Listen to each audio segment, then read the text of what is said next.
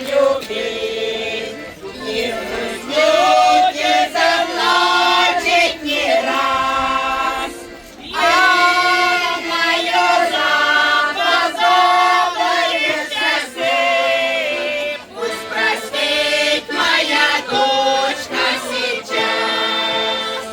А мое запоздалое часы,